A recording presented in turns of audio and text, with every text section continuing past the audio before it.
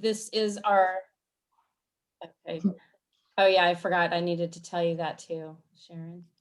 All right, so now we're recording. Just to let everyone know, we are recording this, and this is going to be on Zoom, probably in Zoom on YouTube, our YouTube channel, in about a week. So for those people that weren't able to join us today. My name is Laura Ellen. I am the PAL coordinator for young adult and middle grade. And Diane, did you want to introduce yourself real quick too? And I'm Diane White, and I'm the PAL coordinator for picture book authors. And I guess, I don't know, up to middle grade, whatever. We work Between together. the two of us, between the two of us, we cover all of it. So, and we are the moderators for today's showcase. A couple things we do. We're gonna, at the last 10 minutes, we are going to take questions from our audience. We ask that you just put those in the chat as we go along. And if you wouldn't mind putting 2 question marks before them so that we can easily weed out the questions from any comments. And then those last 10 minutes, we will try to get to those questions. And before we get to introducing our spotlighted authors today, I did want to share really quick. I'm going to share my screen here.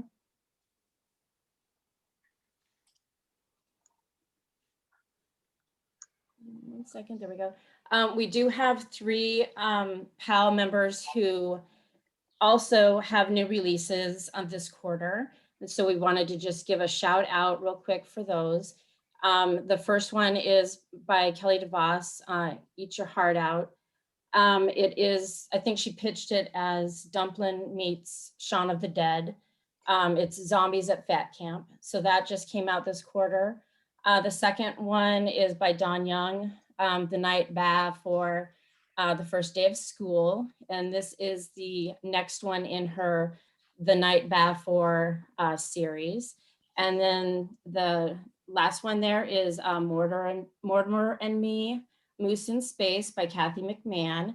And that's also illustrated by our own Tom Tate. So that is the second one in her series, the Mortimer and Me series. And Diane is going to drop their websites into the chat if you want more information on their books. And we're also going to, at the end of this, we're going to put the buy links for our spotlighted authors, as well as these 3 authors in the chat as well, so that you can order those books and support our PAL members. Mm-hmm. So let me stop sharing my screen here. And Kathy is actually here under a different name. So we're glad to have you here, Kathy. And, you know, I'm sure she's willing to take questions at the end if there are some. All right, so what we are going to do now, we're going to give each of our spotlighted authors 5 minutes to introduce themselves and their new release. And some of them, hopefully all of them, but they don't need to, will be reading a little excerpt from their book. And then after that, we are going to get into question and answers. We're going to ask, Diane and I are going to ask them questions. And then at that last 10 minutes, we will take any questions from the audience. And again, just put those questions into the chat box with the 2 question marks in front of them so that we can pick them out easily. All right, so let us start with Sarah, if you want to start us off. Hi guys. So, はじめまして。どうぞよろしくお願いします。藤村セラです。これは私の新しい本がです。Faking Reality と言います。So, hi, my name is Sarah Fujimura. This is my new book. It's called Faking Reality. So 15-year-old Dakota McDonald has been on TV since literally the day she was born. But now her family's HGTV show is coming to an end, and this talented maker and builder is struggling to figure out who she is outside of the spotlight. Meanwhile, we have Leo Matsuda, who works too much in his family's busy Japanese restaurant, and he too wishes that he could be your normal teen, one with a social life and some free time and maybe even a girlfriend. These two have been best friends since forever, but now that they're getting older, the hormones are beginning to kick in, and life gets messy when you fall in love with your best friend, especially when he's interested in somebody else.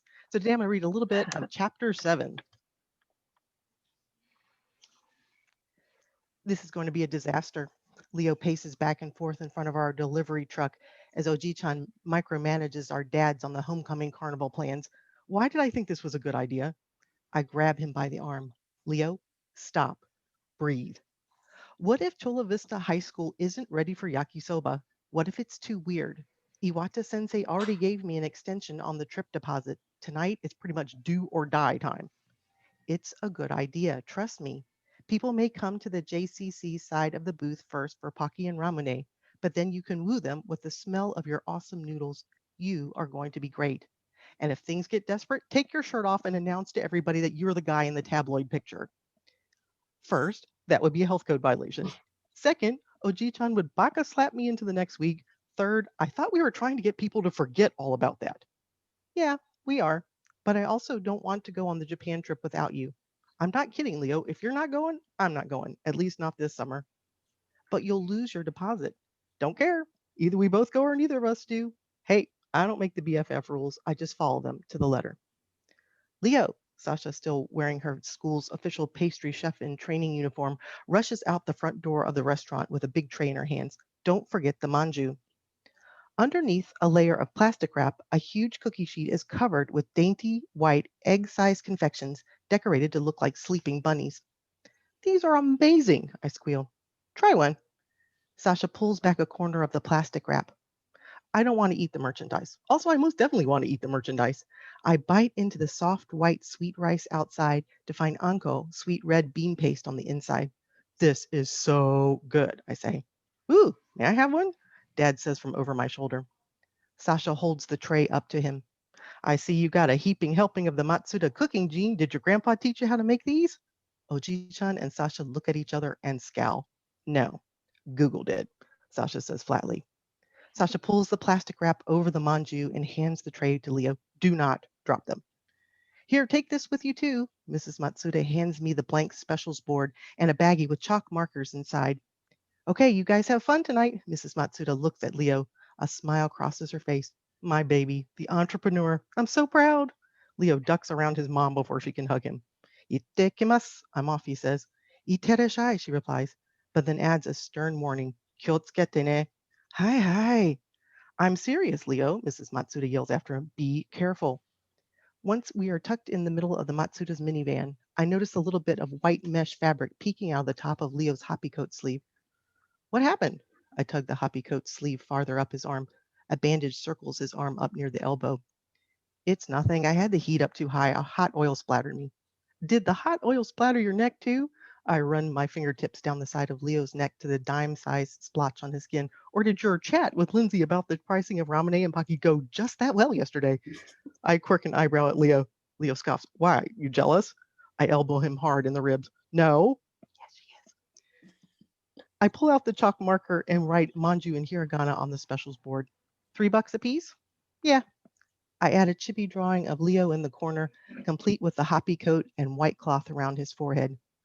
You have to be on the board too, Leo says. This was a dynamic duo idea after all. In the opposite corner, I draw a chibi version of myself in a yukata holding a plate of yakisoba in my hand. I write, Oishi desu, it's delicious, in hiragana in a speech bubble above Chibi Dakota's head. Leo gives me a satisfied nod. Ikimashou, let's go, Oji-chan says as he gets into the driver's seat of the van. He signals our dads riding together in our delivery truck. I hope this works, Leo whispers. So again, I'm Sarah Fujimura. This is my book, Faking Reality. You can buy it in town at Changing Hands Bookstore, or you can buy it online through Barnes & Noble, Books A Million, or Amazon. So thank you so much. Domo arigatou gozaimashita. Thank you, Sarah. And Roberta Gibson, do you want to go next? Oh, sure. I will try to put the PowerPoint up at the same time as I talk. Let's see how I can do. Let's see. Well, I can't do well. So I'm Roberta Gibson, and I am a scientist by training. But actually I have a master's degree in entomology, which is the study of insects. And you'll see why that isn't. All right, are you seeing it? Because I'm We not. are seeing a bar, but we're not seeing the whole thing. Oh, you know why? Because it's down here. Let me move it up. How's that? Yeah, that All works. right, here we go. Okay, so as I said, I'm an entomologist by training. I worked as a scientist for a while, and then I caught the writing bug, and that's why how this came about, How to Build an Insect. It's my debut picture book, and thank you. It's published by Millbrook Press, which is a division of Learner. Before I get any farther, I thought I would just spend a few seconds going over who might be interested in this kind of book and who might want to use it. So a little backstory. My son is what you call a kinesthetic learner. That means he wants to get his hands on everything. And that's how he learns. That's how he learns best, with his hands on. And so I really wanted this book to appeal to those kinds of kids. You know those kind of kids. And but also I've been reading a lot of these studies that said when in schools, when they reduce or they drop the art program, the music program in elementary school, that means that kids don't learn those fine motor skills that they really need in some adult careers. Like a surgeon. You want your surgeon to have, done some art when they were in first grade so they can, do those sutures and stuff. So that's the kind of thing that I was thinking of when I came to get this, when I wrote this book. I really wanted to inspire kids to, when they were done, to run out and get some materials and make little things like, crafts and art projects and things like that. So that's what this is all about. All right, so this would not be possible without Millbrook Press, and it also wouldn't be possible without the wonderful illustrator, Anne Lambolet. She's just a delight. And I decided to try the PowerPoint today just so you can see Anne's work, because she's amazing. Okay. And for some reason or other, it doesn't want me to change the slide. There it goes. Okay. Yeah. And maybe it's just a little slow. Okay, so we're all a little slow today. It's rainy. I'm so glad that you guys who are here in Arizona decided to spend your lovely afternoon inside instead of out enjoying our beautiful weather. Okay, so the part we missed was, let's build an insect. What do we need? And so I said, humans have a head. Most animals have a head, and I have my props here, like this kitty has a head. Let's give our insect a head. Which part should be next? We won't know, but let's figure it out. Okay, so underneath our head is our shoulders, but they don't call insects shoulders. They call it a thorax. So we'll give our insect a thorax. It's just not wanting to do this for me. If How about you, that? there we you go. All right, so we got our thorax. And now what comes after the thorax? Right here, the insect needs some sort of stomach. Our stomach is in our lower abdomen. The doctors call it an abdomen, don't they? Well, in insects, it's called an abdomen too. So we have now 3 body parts: head, thorax, and abdomen. And I just love Anne's little illustration here where she has what's inside the insect stomach there, the little ant, the bit of wood, the plants and stuff. I think it's so imaginative. And then of course, what's in our stomach, the hamburgers, the banana. She did sneak some broccoli in there. That was really nice of her to get the broccoli stuck in there. All right, what else do we add? I have props. How about we add some bones? And let's see if I can get my bones in there. There we go. But wait, should we give it a skeleton like this? No, these great big bones, there's not room for them in a small insect. So the insect actually has its skeleton on the outside, which it's called an exoskeleton. The exoskeleton keeps the inside stuff in and the outside stuff out.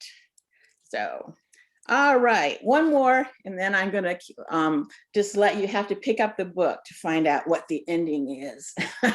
Although I think you can probably guess. How will the insect move?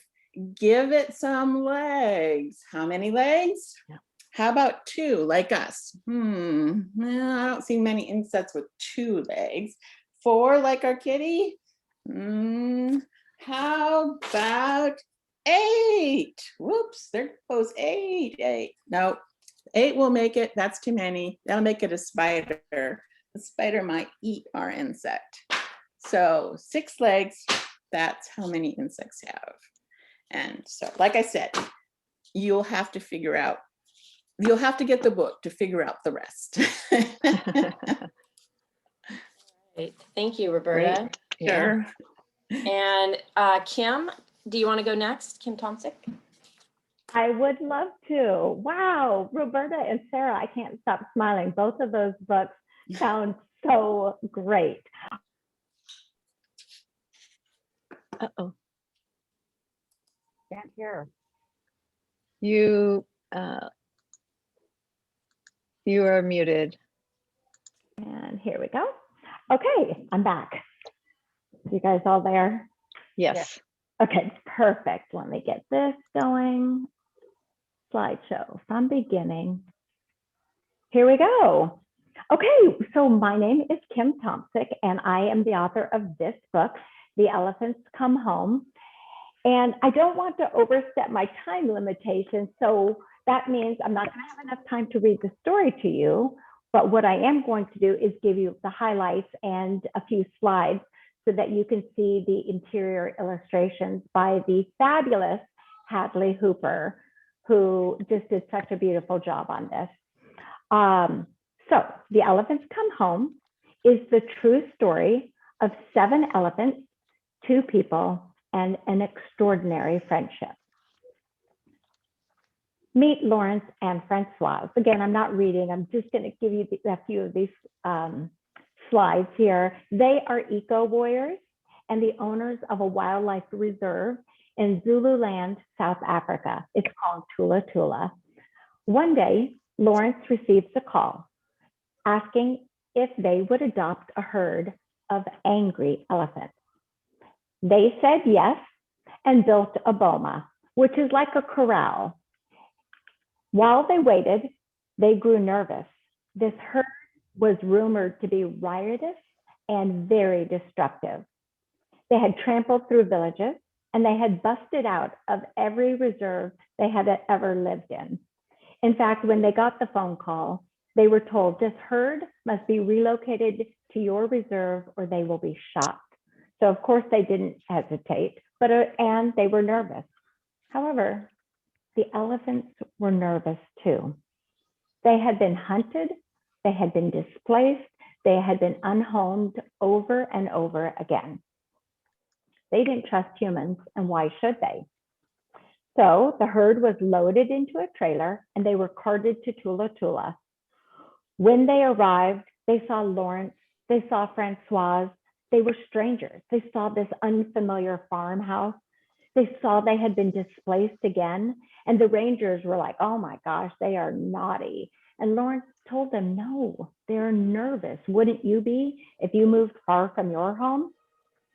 So that night, while everyone was asleep, true to their reputation, the elephants knocked over a 100-year-old giant tamboti tree and busted out of Tula Tula. Little did they know that they were at the mercy of hunters.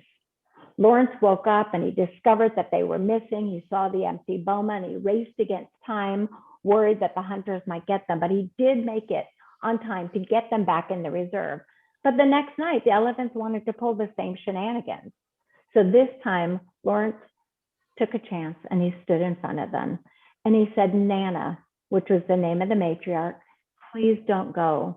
If you leave, you, your herd, your baby will be shot.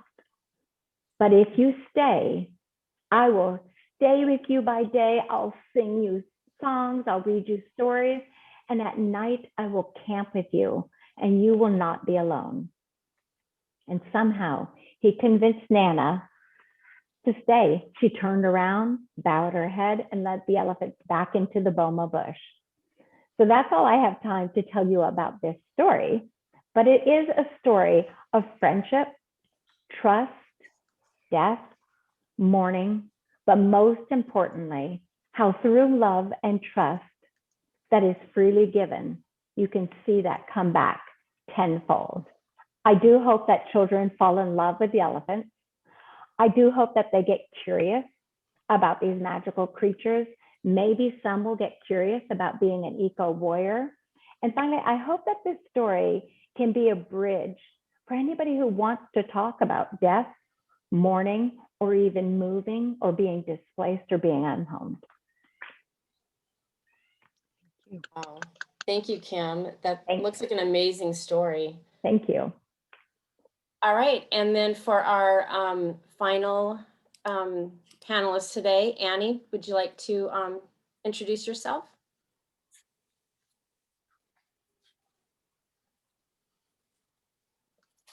All right. Hi, everyone. I was just making sure my screen was ready to share. I'm Annie Watson.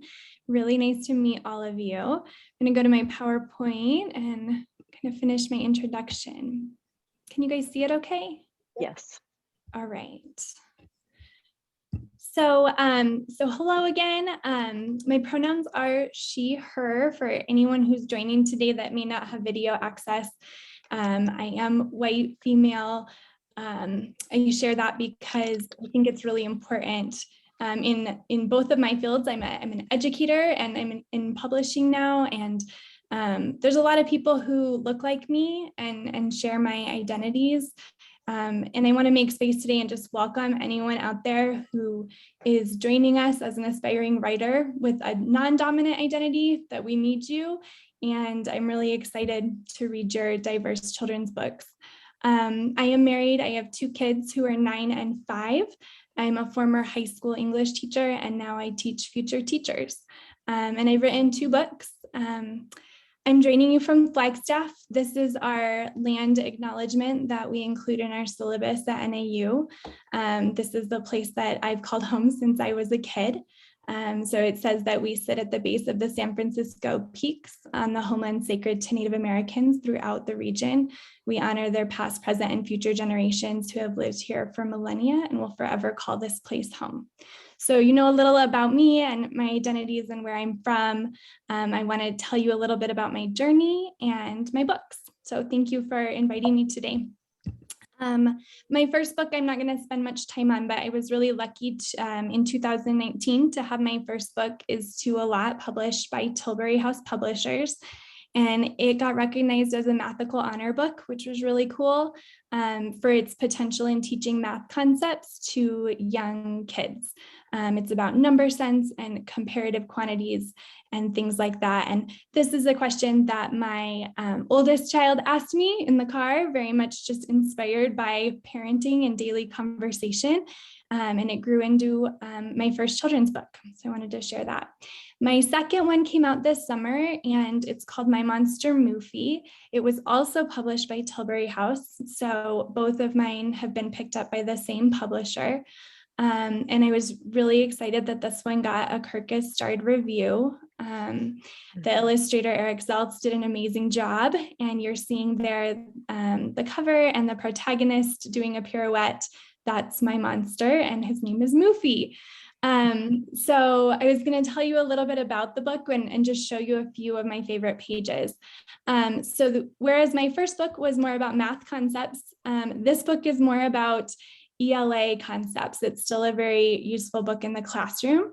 As a former high school English teacher, I wanted to find a way to bring in poetic or literary devices and have a lot of examples together in one book. So My Monster Moofy explores kind of daily life with this little narrator, and she's an unnamed narrator, the little girl and her monster Mufi, and that's a metaphor because as the book goes on, there are clues and you discover that Mufi is actually her cat. These are some of my favorite illustrations and kind of to show you how the figurative language is infused. So it says, my monster's name is Mufi. His ears are as pointy as tortilla chips. His tongue is as pink as bubblegum, and his teeth are as sharp as swords. And then you can see that little flag in the upper left corner says that this page features similes using as. There's another page that has similes using like, and I'm going to show you a few other pages I like. In the spring, Mufi's purple jacket hugs him tightly, and the rain jumps right off his pink polka dotted umbrella. And that's a personification page. So you have the jacket hugging him and the rain jumping. On the next page, the only thing that's the same about Mufi's many disguises is that they're all different. So that's an example of a paradox. He may be a tiny monster, but he causes predictable chaos and beautiful destruction on every adventure. Those are oxymorons, two words side by side with opposing meaning. And then on the next page, when Mufi gets himself into a pickle, he mends fences and lands on his feet. So those are examples of idioms. And I just love what Eric Seltz did in terms of illustrations. It was a very collaborative project and super fun. I also just wanted to share, promoting books and learning what to do and learning about this industry has been fun, but also a big learning curve for me. I share this slide to show you, I did like a big cardboard cutout of Mufi for our book launch that people could take pictures with, which was fun. The kids liked that and could wear tutus if they wanted. My local bakery made Mufi cookies to celebrate, for people who pre-ordered at our independent bookstore. And then I have examples of, like freebies that I hand out when I do readings and events, like stickers and bookmarks and coloring pages. And just in case anyone had questions about things like that. I think there'll be time for this later, but I think my big advice right now is just your, ideas are everywhere. Write them down, especially when you're excited. I find that if I try to go back to it later, it's not the same. Try to write when you feel excited. Learn everything you can about the industry. Have coffee with people, build community, ask people, and also to reinterpret rejection. Right? I've tried to really look at whether it's with an agent or a publisher, any kind of rejection as more of a not yet, or maybe not in this place, or not quite what we're looking for, but it's not a final thing, right? It's just not quite there yet, or in this context. And I just wanted to share, if anyone wants to reach out to me after today's event, you're welcome to email me, or you can scan that with your phone camera to follow me on my Facebook page and message me through there. But I hope today's event is really helpful for all of you who are aspiring to get some books out there, and I'm happy to answer any questions. All right.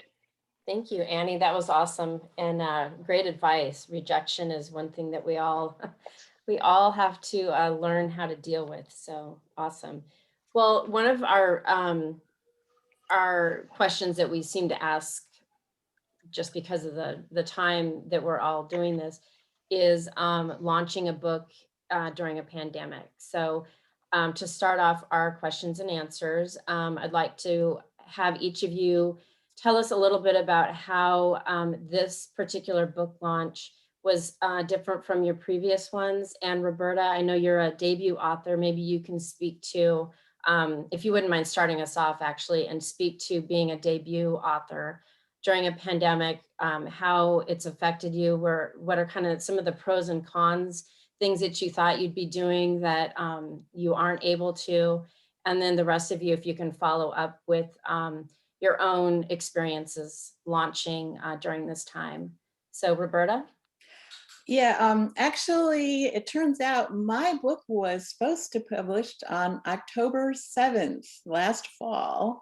And then I was all gung-ho. I started the marketing. I joined a debut authors groups. It was called STEAM Team 2020. And then I got the note, the email, that my book wasn't coming out until April. So that was really hard because I had already started and now I'm like, well, I'm not really, what am I going to do here? So I felt a little in limbo, and I wasn't even sure, are they gonna not do it again? Is it gonna move, be kicked farther down the road or whatever? So, but fortunately, STEAM Team 2020 became STEAM Team Books, because guess what? It happened to a lot of people. A lot of people are in the same boat. So, that was wonderful, being able to just kind of follow along with them, and it turned out, I think, perfectly fine in the end. So That's yeah, I know it happened to quite a few people. It's nice that you were able to stay with your debut group and follow through. So I have the flip side of that. Yeah, Sarah, go ahead. So I'm like a total opposite of Roberta. So this was my Faking Reality is my fourth book. It's my second book to launch during the pandemic.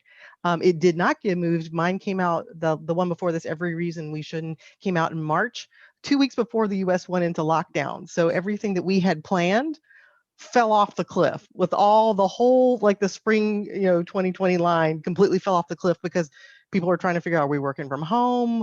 I don't know what am I doing with my kids? They did not have time to read. So all the things we had, planned, Tucson Festival of Books and stuff, went poof overnight. So my biggest takeaway for people is to understand how publishing works sometimes. So everybody has like a season. So you have like 3 months where you get to wear the Miss Universe crown and you get to be hot stuff with your, okay, but after that 3 months is over, then it gets passed to like the fall people. So that idea of like, you have to lean into it like really, really hard during your season, because you'll still get support from your publisher, but just know that you have to work really hard. So in that season, knowing that you can't, unless you absolutely have to, try not to write another book, or try not to plan like a wedding or something really big, because you need to like put all your energy into that one thing. So with Faking Reality right now, it looks totally different from the other one, but I had also hoped that like we'll be done by then. It's like, come on, Terry, you wrote a book about the Spanish flu. We are not done yet. But that idea of just like changing things up. But I'm with Roberta. So many people got bumped. They're like, they got pushed off to a new editor. Editors changed houses, and so there was a huge like upturn. And I don't think we're done yet with the upturn. So put your seatbelt on. It's going to be a bumpy ride. All right, Kim. So The Elephants Come Home was my fourth release, and I knew it was coming out at a time when I was not going to be able to do the launch at a local bookstore. So I just leaned into my community and sent out invitations to do a book launch on Zoom. Actually, backing up, a bookstore in Denver that I have a great relationship with reached out to my publicist at Chronicle Books and said, we would really love for Kim to do this book launch. And I was like, yes, okay. And I love that they like initiated it, because it made me think, oh, right, this is possible. We can do a book launch, and I don't have to sit right next to Diane, even though it would have been fun. So yeah, it just created a presentation on Zoom. So I wasn't just that talking head, leaned into my community with SCBWI, I am a MFA student at Hamlin. So, invited them, invited friends and family, and it was fun. Here's the bonus.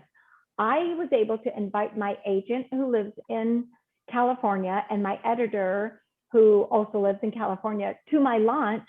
And my editor accidentally heard, or the illustrator who is part of this story, Hadley Hooper, was at the launch.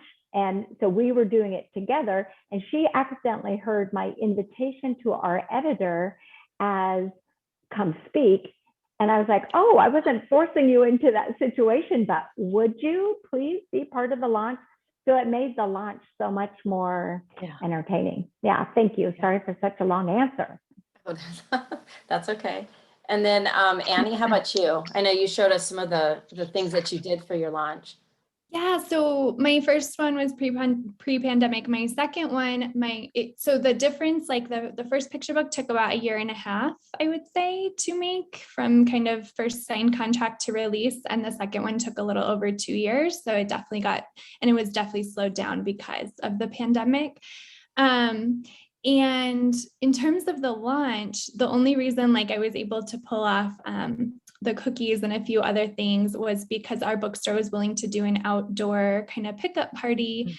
And it was just kind of sweet timing. It was late June and we were just starting to have some of our mandates lifted, and like they were able to do a little more than they had been previously. Also, one nice change that the pandemic kind of brought was our independent bookstore started doing really amped up their website. And so they did way more pre-orders on my second book. And then I was able to sign them in advance, like go in and take my time. And like we made a Google form, so I knew how to address all the books. And then people just came to pick them up at the party. So it was not a reading the second time. It wasn't like a stay inside together event. It was more of a pick up and go, but people got to get cookies and, stickers and that kind of stuff on their way. So it still turned out really nice. So I benefited from some good timing. Very nice. Thank you. Diane, did you want to? Yeah. So first of all, I just want to say how impressed I am, and so how grateful I am to have all of you here and talk about your different experiences. And kind of the message that I'm taking away is, as Sarah said, to lean into whatever the situation is, right? And Annie was saying, okay, so it wasn't the way it was for my first book, but we improvised and we did this. And Kim was saying, well, I was hoping to do it this way, but it turns out that my illustrator can join, and so on and so forth. So it's a good flexibility, I guess, is a real important skill for us as writers and illustrators. So that's a great takeaway. So everyone's path to publication is different. I know Roberta sold her book, if I'm remembering correctly, on her own from a Twitter pitch initially. Kim, I can't remember if this was the first book you actually sold, but it took a long time. And, Sarah, I know your journey has been different with different agents and changing editors. And Annie, I'm not sure how you sold your first book. So why don't we start with Kim, and you can just kind of give us just a kind of a snippet of your journey, either for this book or, how your writing journey has been. Sure, thank you. So I was a member, I have been a member, I am a member of SCBWI, and I went to my second ever international conference in California, and up on the board was posted that there was going to be an unofficial scavenger hunt that Kate Messner and Melissa Manlove were hosting. Kate Messner, the writer, Melissa Manlove, senior editor at Chronicle Books. If you won the scavenger hunt, then you got to sit down and have cocktails with them and pitch a book. And so I'm a little bit competitive. So I formed a team of strangers and told everybody, you can be on my team only if you intend to win. And of course, we won. And so we got to sit down, and I was like, oh my gosh, I get to pitch a book to Melissa Manlove. And the book was a no-go. No, didn't go anywhere, but I got to meet her, and it was a lovely meeting. And she gave me her card. And a year later, I had the idea for this book. And I was like, what is it going to hurt if I just reach out and pitch this book? And so I pitched the book, and it was like, ooh, I really like it, but you have a lot of subjective clauses. That's hard for a picture book market to follow, a clause that depends on another clause. And so I would be willing to look at a revise and resubmit. So I did some revisions, and then it was but then I went to another conference, listened at first pages, to what was happening, what the editors and agents liked about the first pages, what was working, what wasn't.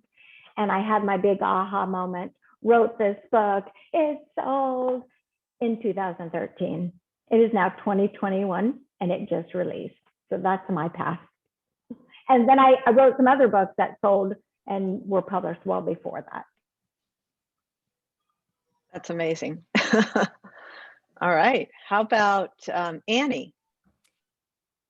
Sure. So wow, I love hearing people's stories. Like I'm soaking it all up because I'm still learning a lot. So I got into this like literally wrote my first draft and got interested in publishing in 2016, so 5 years ago. And I did it like I think one of the ways the questions was worded, like did yours get pulled out of the slush pile or something? Kind of, yes. But I did a lot of internet research. So it was like reading all of the agents who I can't tell you how many times I've Google searched, agents currently accepting unsolicited manuscripts or picture book manuscripts, like that exact phrase so many times into Google, or publishers currently accepting unsolicited manuscripts for picture books, just searching and looking at the newest lists and and trying to find somebody who matched up with what I thought my book was about. They're looking for a book like this, and then sending the query with the attached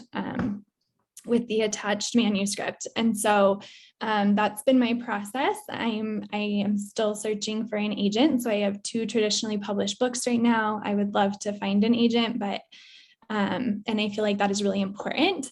Like I said, I try to have coffee with everyone I can who knows literally anything about children's publishing, because it was also new to me. And so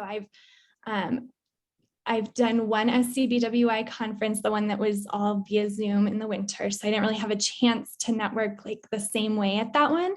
But I had some local connections from Flagstaff, like friends of friends and things that are related to publishing that I leaned on. Like the famous Monica Brown teaches at NAU with me. So I emailed her and she was gracious enough to meet with me and review a book for me and give me advice and tell me how much I need to find an agent moving forward. She looked at my contracts with me and that kind of stuff. It was super great. So just asking everyone who knows anything and doing lots of internet searching. SCBWI, the book of publishing, has been really helpful. Things like that. Fabulous. Okay. How about you, Sarah? So You've had building off all what they've already said, because yes, yes, yes, and yes. The only thing that's a little bit different is using the manuscript wish list. So it's hashtag MSWL. It's on Twitter. So if you haven't been on Twitter, be careful. It can be horrible. But there are some really good stuff coming out. That's how I got my new agent. That's actually how I got both of my agents. My first one, and she left agenting, and then I got my second one, which is a totally different story. But anyway, so we're going out on submission with my book, the first book with Tortine, called Every Reason We Shouldn't, the one that came out during the pandemic. And it was already circling out, but both my agent and myself both followed the manuscript wish list to see what editor is looking for what. So instead of just throwing spaghetti at the wall, knowing, specifically, if they love sweet stuff and you write horror, then don't waste their time and don't waste your time on that. But at the same time, if you can do your research, even if you don't have an agent and they say, you must have an agent or something like that, you always keep it in your back pocket, because who knows, they might be coming to our local conference. And then if you could sit by them at lunch or make sure that you have a moment with them, you could say, hey, I saw on manuscript wish list that you really love contemporary YA, that are rom-coms, that you love skating, you love the cutting edge, that you love to watch professional figure skating. And I'm like, that's what I write, and let me tell you about my book. And so my agent actually did it for me, but Diana Gill at Tortine said basically that she loved rom-coms and sweet YA, and she's a huge figure skating fan. She loves, the cutting edge. I'm like, that's my book. That's my book with more diverse romance. So it was a pretty quick sell to her. One thing that's a little bit different about my career is I had 2 YA books come out before it. And my very first book came out in 2017 called Tanabata Wish. And it is very similar to Faking Reality in the tone and the style and the amount of food and the Japanese language. But that was the book that I tried to sell, and I couldn't get it through the last hoop. repeatedly, like not just like, 10 and then you gave up. I mean, like repeatedly, God, I love the characters. This is so interesting. It's so different, but I don't love it enough. And sometimes I don't love it enough is code for, I don't know how to sell this, or we can't sell this. It's not going to make enough money. So knowing that it really wasn't about me or my story or my craft, it's just there was no place in the market for it. So nobody wanted to take it on. Now, if I had waited 5 years, I think I could sell this book very easily because the market changed. It has a love interest who is an Asian boy. You don't see a lot of Asian boys, especially in romance, until what's the movie? Crazy Rich Asians, and then BTS. So I'm like, thank you, Crazy Rich Asians and BTS, because you've changed the conversation.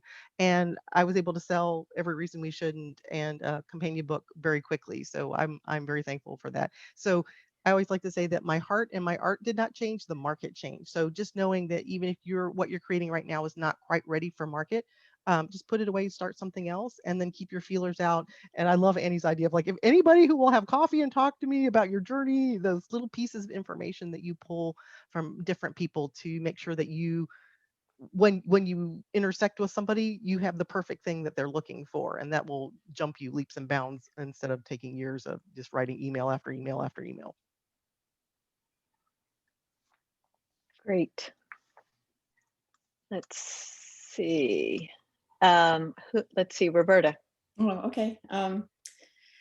Well, unlike other people, I actually responded to a publisher's call for submissions. I follow Learner blog, and back in March of 2018, I saw they were looking for STEM picture books. There's me, scientist, of course, that just caught my attention. They wanted something playful, and so I didn't have anything that was really polished that really would fit. So the deadline was May 1st, 2018. I started the book right away. Yeah, in like 6 weeks, there it is. I think that helped because it was fresh and it wasn't overwritten. It wasn't, but I have to admit that the last piece came together about 2 days before I submitted it. The piece where that you saw, which is comparing the insects to humans, that piece came to me on April 25th at like 4:30 in the morning. I wrote it down in my notebook. I keep a little notebook running along with these. And so then I just finished it and submitted it a couple of days later. So yeah, really fast. And you sold it on your own. I did. I probably wish I could have had a little more help, like an agent's help when the contract came in, but Sharon actually helped me by pointing out the books and stuff at the SCBWI. Thank you, Sharon. And that was helpful. And so that that's my journey, I guess. Yeah, it's encouraging to know that everyone's story is slightly different, that books have been sold without agents. And, we'll talk about, I think our next question or following will be about, have an agent, not have an agent. But Laura, do you want to get to the next question? Yeah. It's amazing that you all have such different stories, and yet it's all kind of the same journey. I wanted, in this next question I wanted to ask is specific to this book, but if you don't have an answer for this one, maybe you can speak to another one. But what kind of, I know that Annie kind of talked about this, and so did Kim. What sort of like obstacles or challenges did you find in writing your this book, or in just the publishing, the publishing industry? Like maybe when you were writing it, did you have a lot of revisions? Or when you're writing, I know Kim was talking about her book having to do the subjective clauses. What sort of obstacles specific to this book did you find that were challenging, or maybe there was things that you discovered as you went along? I don't know, Annie, do you want to start us off?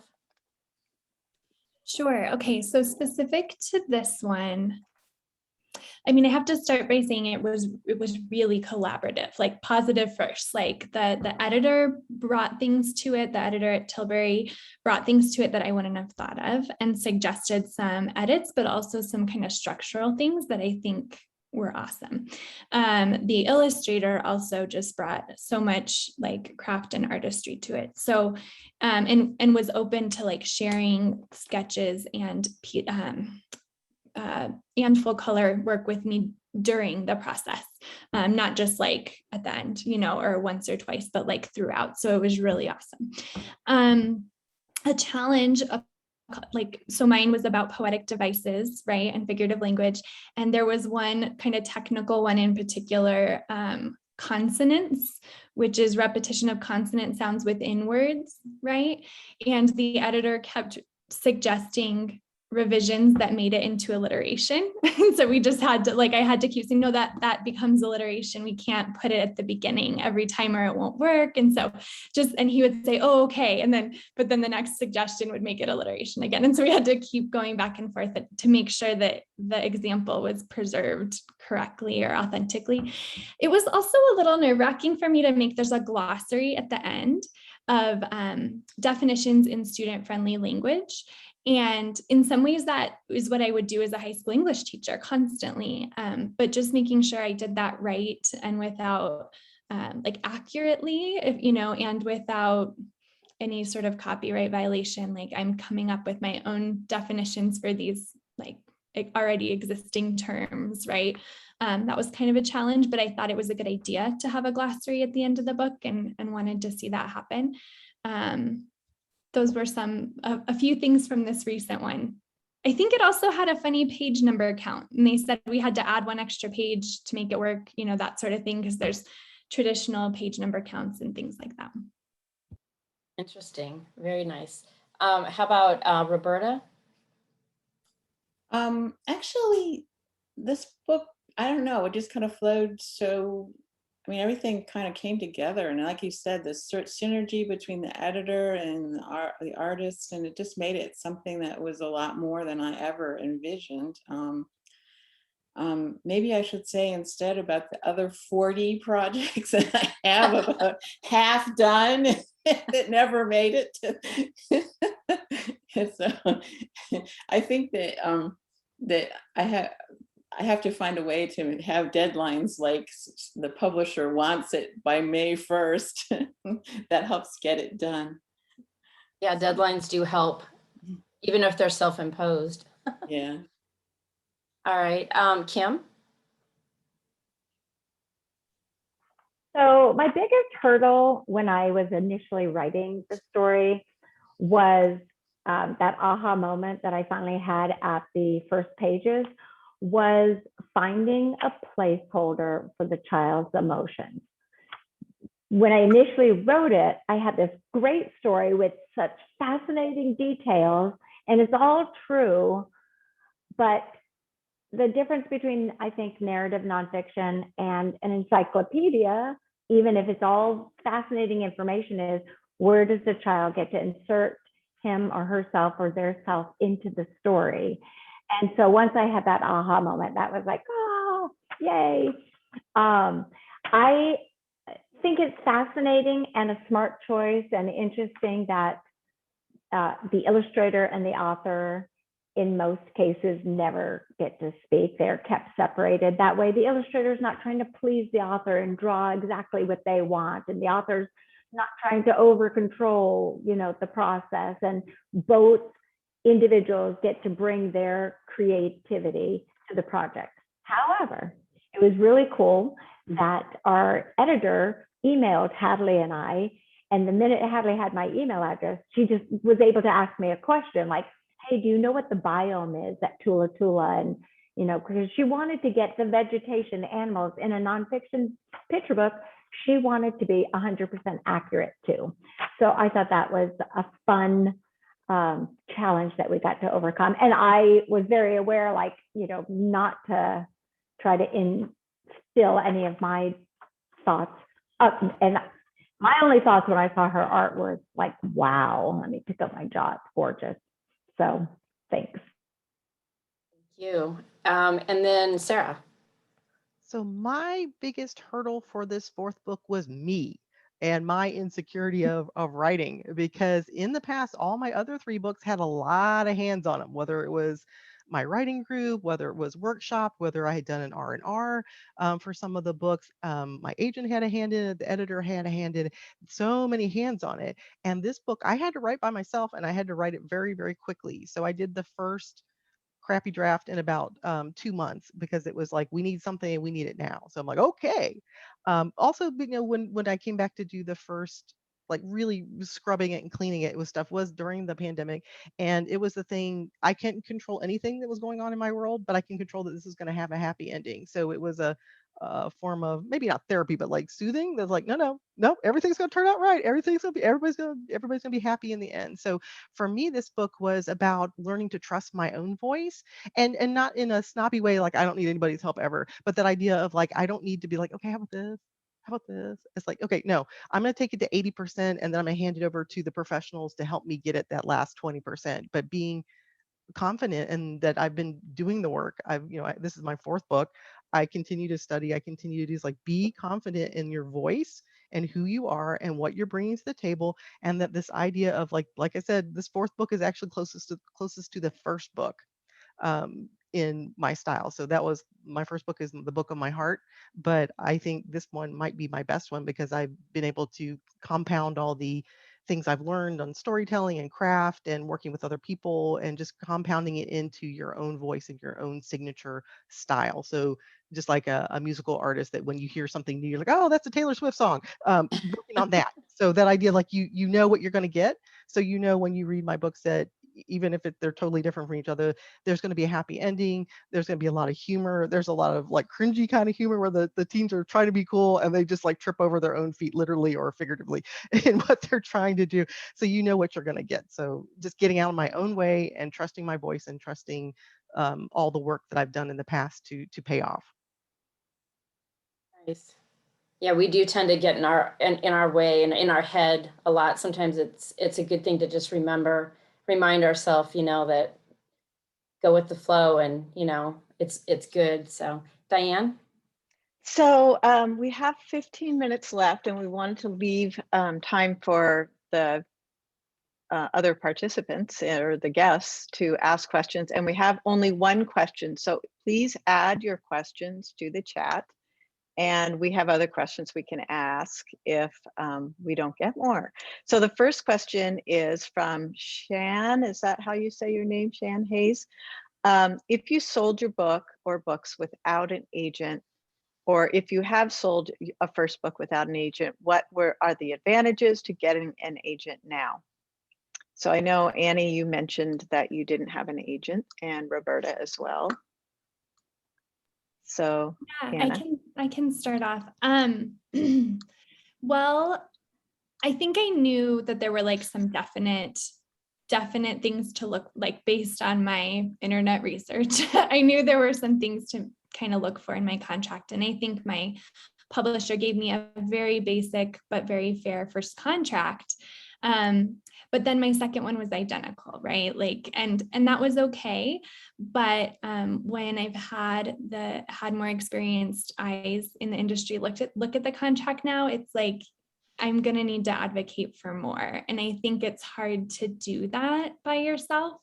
So I would really appreciate an agent to come in and do that. Cause like, I want to have a good relationship with my publisher, and I don't want to seem really demanding or something overly arrogant, or I don't know what it might be, but just an agent to do that would be awesome.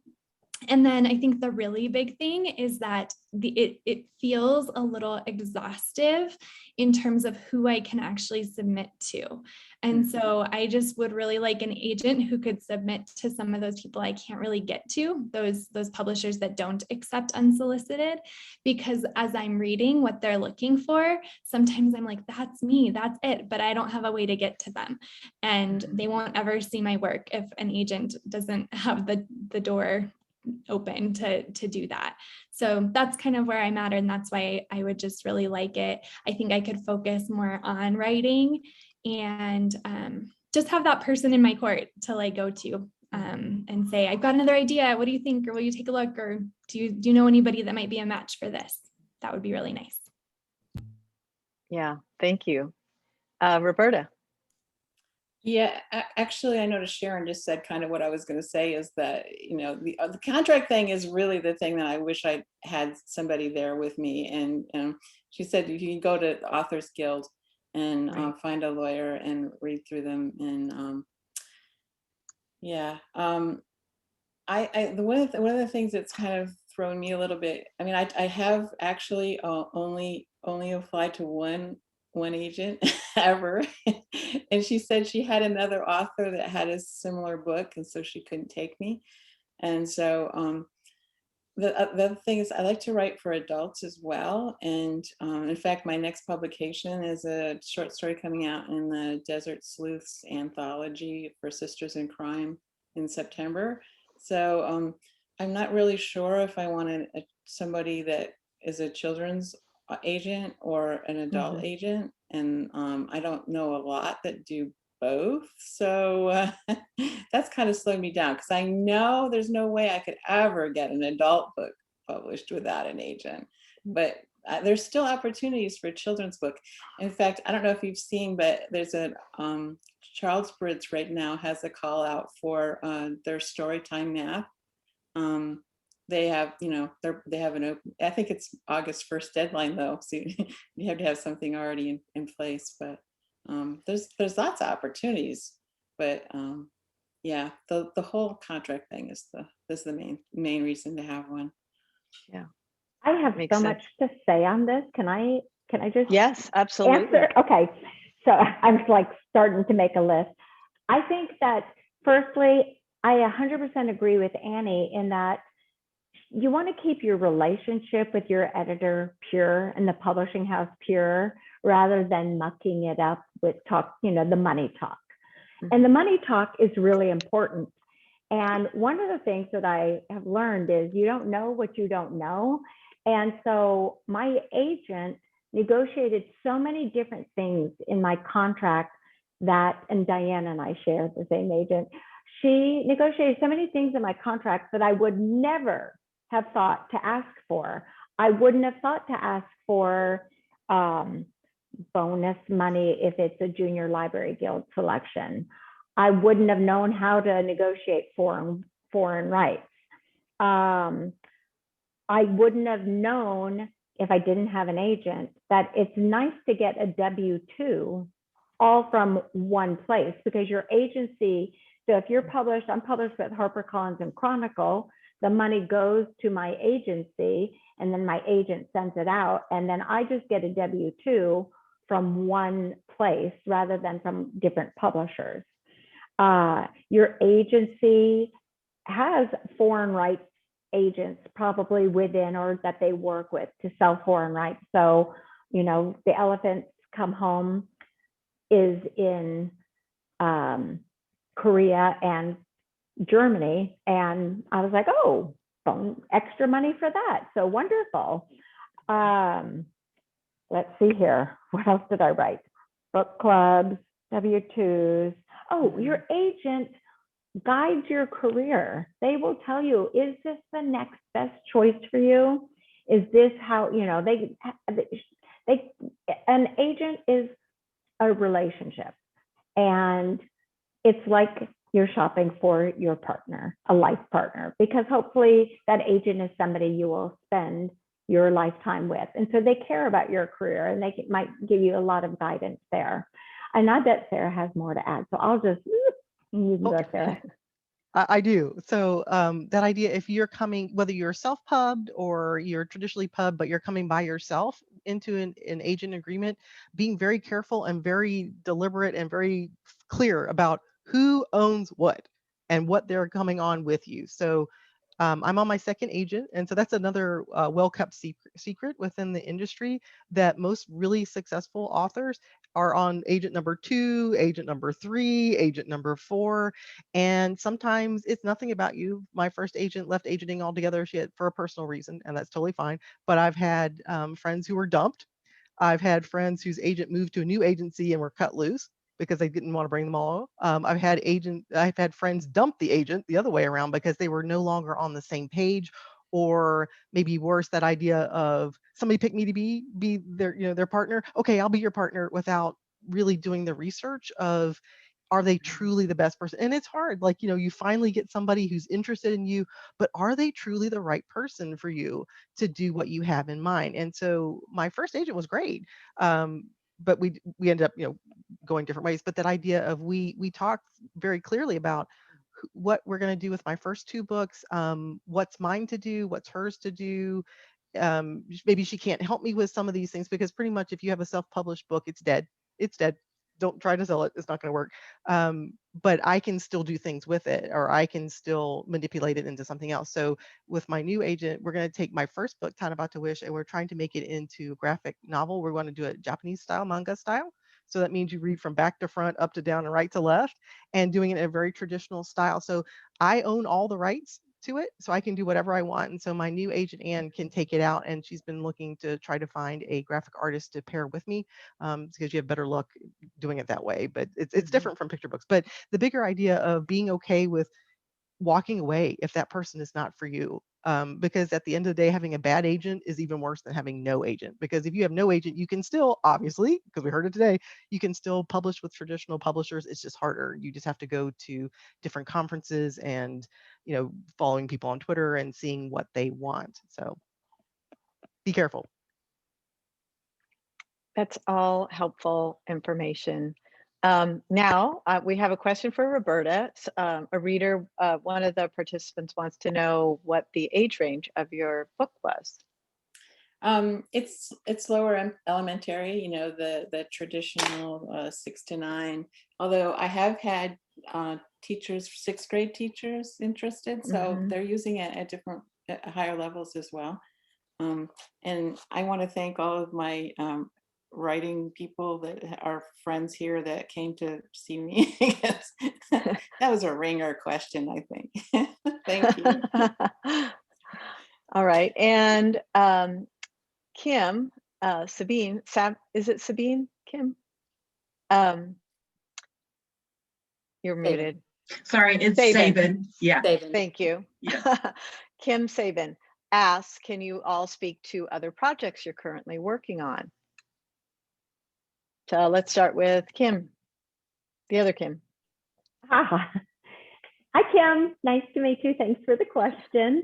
I am currently working on a project that will be published with HarperCollins in 2023.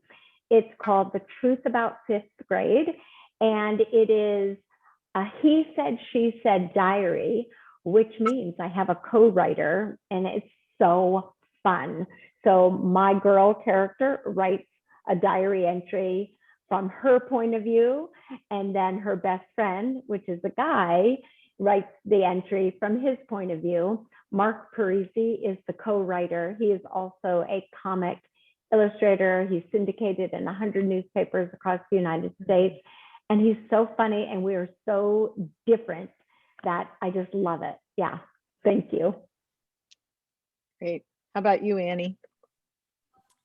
So in college, I was a Division I track athlete, cross country and track. And so I have kind of like, I think someone said the book of my heart earlier. I love that. I think that was you, Sarah. I would love to write a book about running, a picture book about running, because I think it's a really heart healthy activity kids can do, and whether it's competitive or just fun. And so I have a picture book draft done.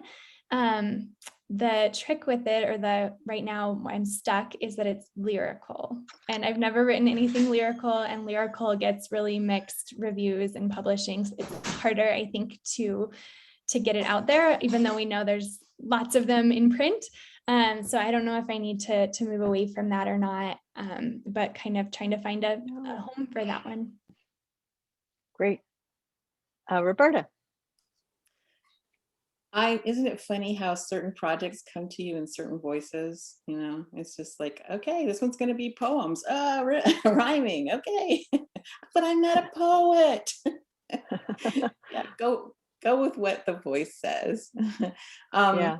I'm actually working on a middle grade level nonfiction on plant science right now, and I have I've luckily enough found a critique partner that's reading some of my stuff, and that kind of makes me have artificial deadlines. So I actually finish once in a while. Good. But it's about kitchen scraps are so popular. Start your carrot tops and your sweet potatoes and all that stuff. Well, I'm taking it a different level and saying, let's do science experiments with those kitchen scraps. So Awesome. Great. How about you, Sarah? So I'm What's still wearing, next?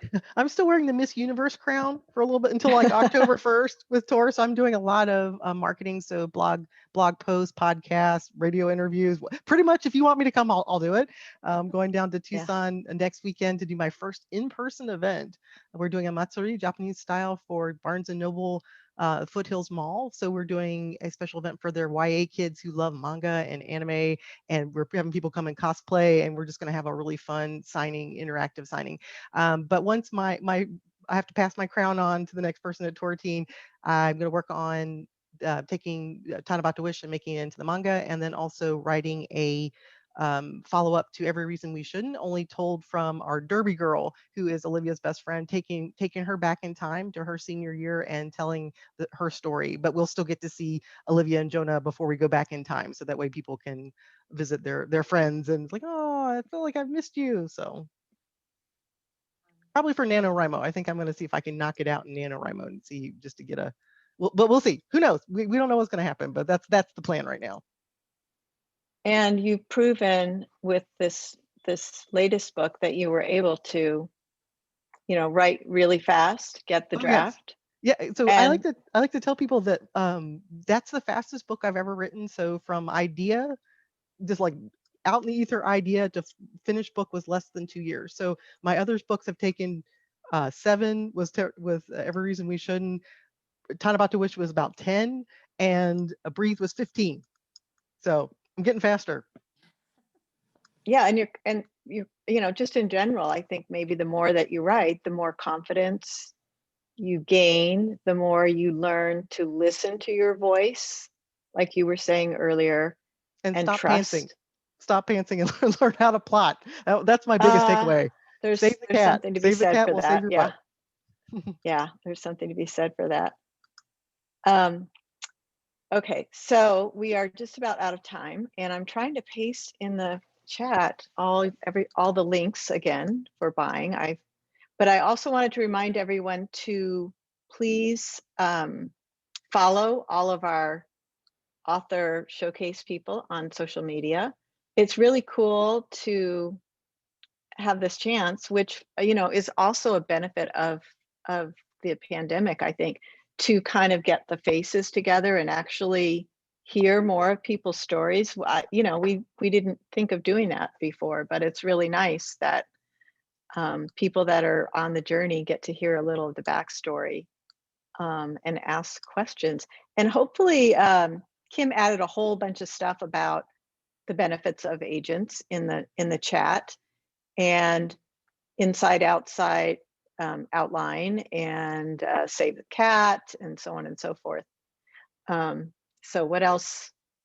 For some reason it's not letting me add to the chat. What else shall we finish off with?